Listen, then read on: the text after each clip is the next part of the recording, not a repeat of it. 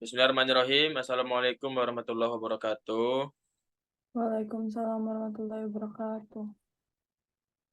Perkenalkan, kami dari kelompok 13 yang beranggotakan Muhammad Zaki Jifada, yaitu saya sendiri, Zakia Alia Mustafa Sutriadi, Anissa Dwi Rahayu, Hadijah Rosa Fikaria, dan Ardi Widanto. Akan menjelaskan tentang tugas PBL Kimia Medisinal yang berjudul Hubungan Struktur dan Aktivitas Azatadin dan Loratadin sebagai obat antihistamin. Selanjutnya akan dibacakan oleh teman saya. Untuk pendahuluan yaitu terdiri dari tiga, yaitu yang pertama ada latar belakang, yang kedua rumusan masalah, dan yang ketiga ada tujuan. Next slide. Latar belakang. Antihistamin adalah obat yang bekerja mengantagonis aksi dari histamin. Obat antihistamin yang pertama digunakan adalah epinefrin dan antara tahun 1937 sampai 1972. Histamin sendiri dikenal sebagai mediator kimia yang penting pada peradangan dan secara khusus berperan dalam respon hipersensitivitas tipe cepat.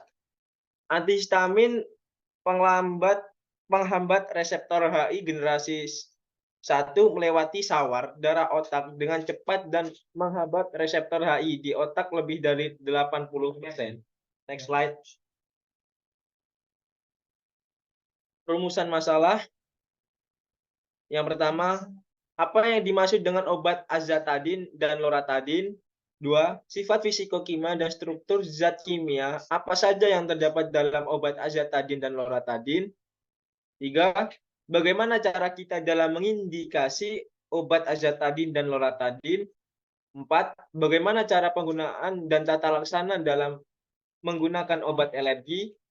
5. Bagaimana cara penyimpanan obat yang baik untuk obat alergi? Next. Tujuannya, yang pertama, memahami dan mengidentifikasi azatadin dan loratadin. 2. Mengetahui struktur zat kimia aktif dan sifat fisikokimia dari obat azatadin dan loratadin.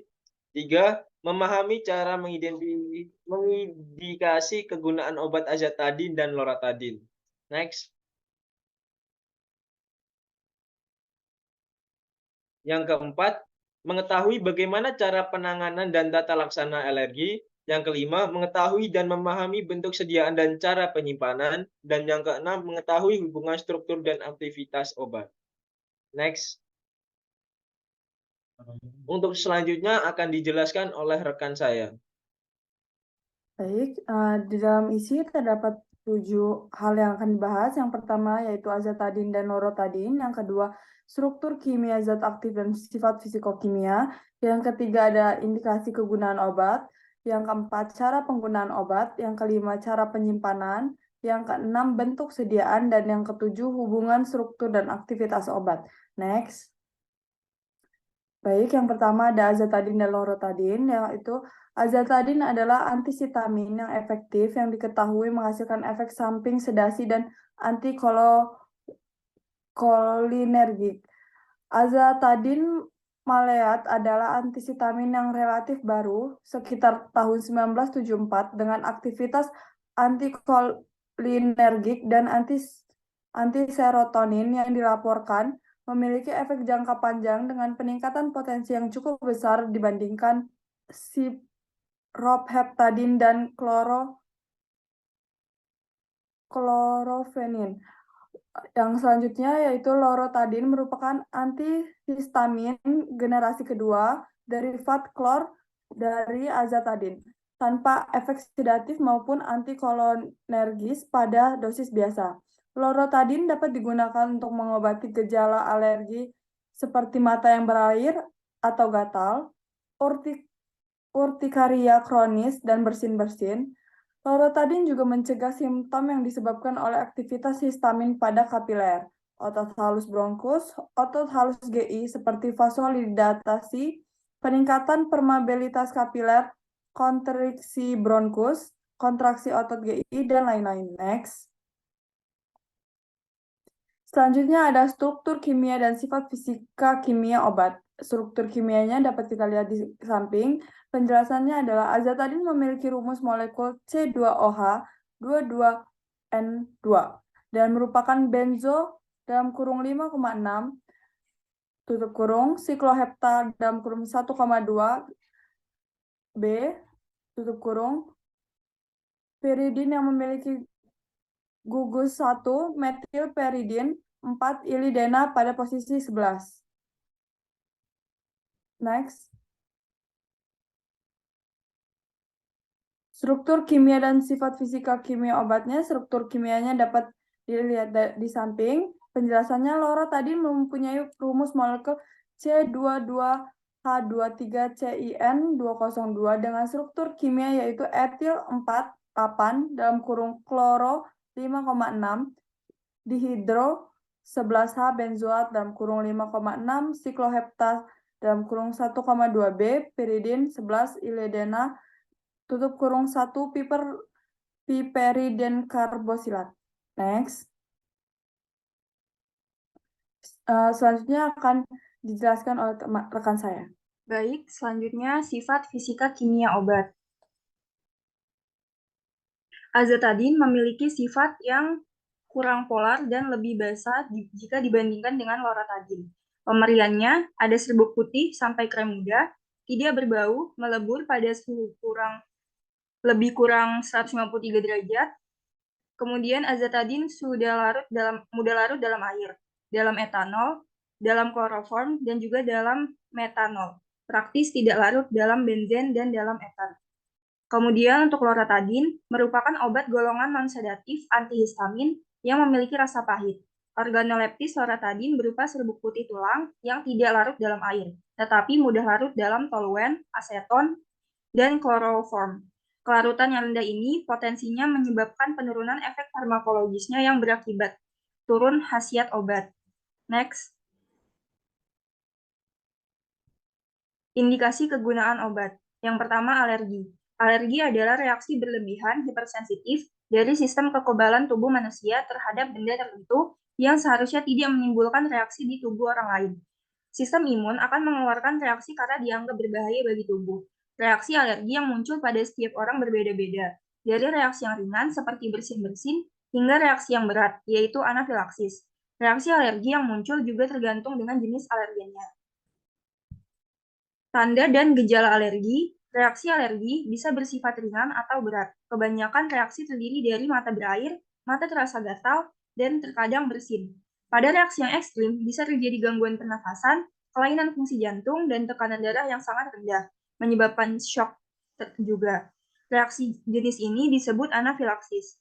Manifestasi dari reaksi alergi yang sering muncul adalah urtikardia. Next.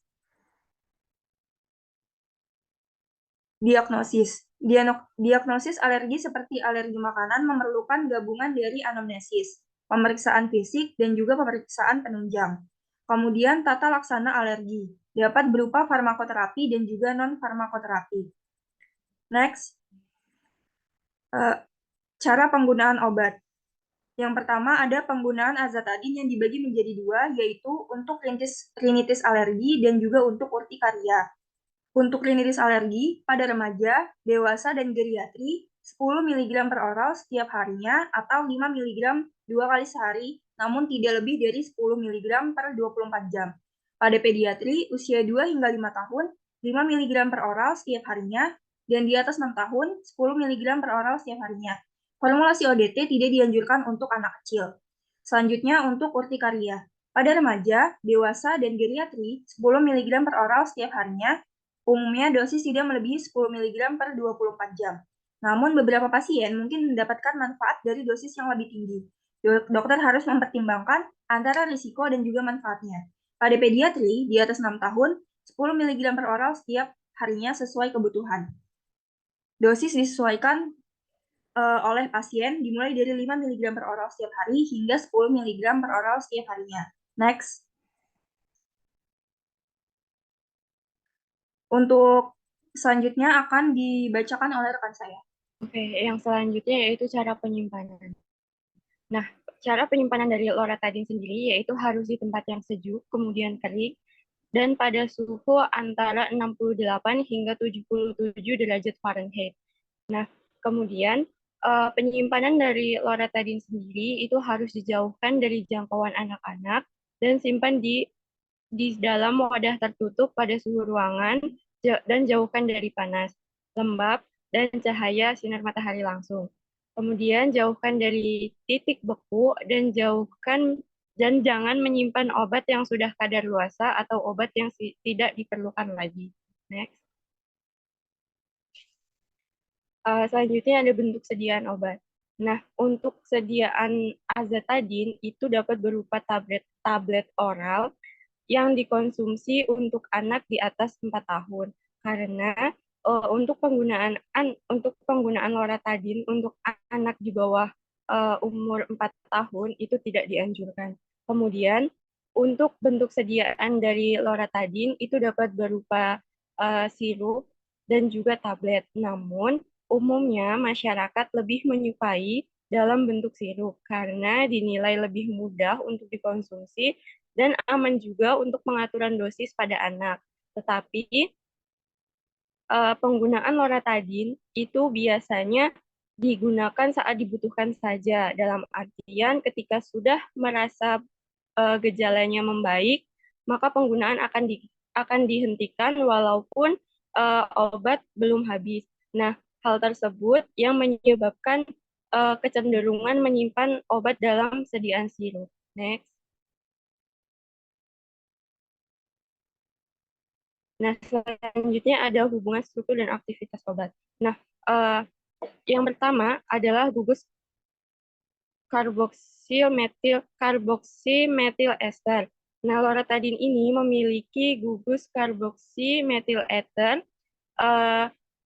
yang menyebabkan loratadin lebih bersifat polar dan kurang basah jika dibandingkan dengan struktur induknya. Nah, kemudian karena adanya gugus tersebut memungkinkan untuk modifikasi untuk menurunkan penetrasi obat ke sistem saraf pusat. Kemudian yang kedua adalah kelompok etilamin. Loratadin tidak mengandung kelompok etilamin dan oleh karena itu tidak memiliki kemiripan struktur dengan histamin. Kemudian loratadin relatif spesifik untuk reseptor H1, namun pada dosis yang lebih tinggi mungkin terdapat aktivitas antimuskarinik, kemudian anti-alfa adrenergik, anti-serotonergik, dan anti-leukotin. Next.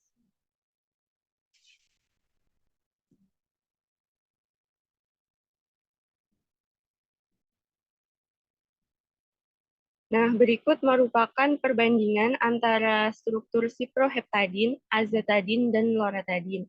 Dapat dilihat secara struktural, maka loratadin memiliki hubungan dengan antihistamin azatadin dan juga siproheptadin. Namun, senyawa loratadin berbeda dengan azatadin. Nah, perbedaannya itu terletak dengan adanya gugus netral karbamat yang menggantikan gugus amino tersier basa dan cincin fenil disubstitusi dengan atom klorin. Penggantian gugus basa dan fungsionalitas yang netral tersebut itu diyakini mempertahankan kerja antihistamin dan juga mengurangi efek SSP yang ditimbulkan dari penggunaan obat loratadin. Nah, selain itu, loratadin juga diabsorpsi dengan cepat setelah pemberian oral yang menghasilkan kadar plasma puncak sekitar 1,5 jam. Kemudian obat ini dapat dimetabolisme secara luas, terutama menjadi metabolit deskarbotoksi yang tetap memiliki aktivitas antihistamin. Next. Oke, selanjutnya akan dilanjutkan oleh rekan saya. Selanjutnya adalah penutup yang berisikan kesimpulan dan saran. Kesimpulannya adalah azatadin adalah antihistamin yang efektif yang menghasilkan efek samping sedasi dan antikolinergik, sedangkan loratadin merupakan antihistamin generasi kedua, derivat klor dari azatadin tanpa efek sedatif maupun antikolinergik pada dosis biasa. Yang kedua, azatadin memiliki sifat yang kurang polar dan lebih basah jika dibandingkan dengan loratadin. Loratadin ini termasuk dalam Biopharmaceutical Classification System atau disingkat BCS kelas 2, yang artinya memiliki kelarutan dalam air yang rendah dan permeabilitas tinggi. Yang ketiga, azatadin dan loratadin memiliki indikasi utama sebagai anti alergi. Yang keempat, loratadin merupakan turunan dari azatadin.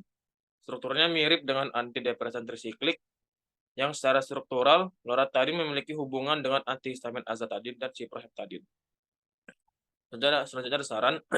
Yang pertama, penyimpanan loratadin harus di tempat sejuk dan kering pada suhu antara 68 hingga 77 derajat Fahrenheit.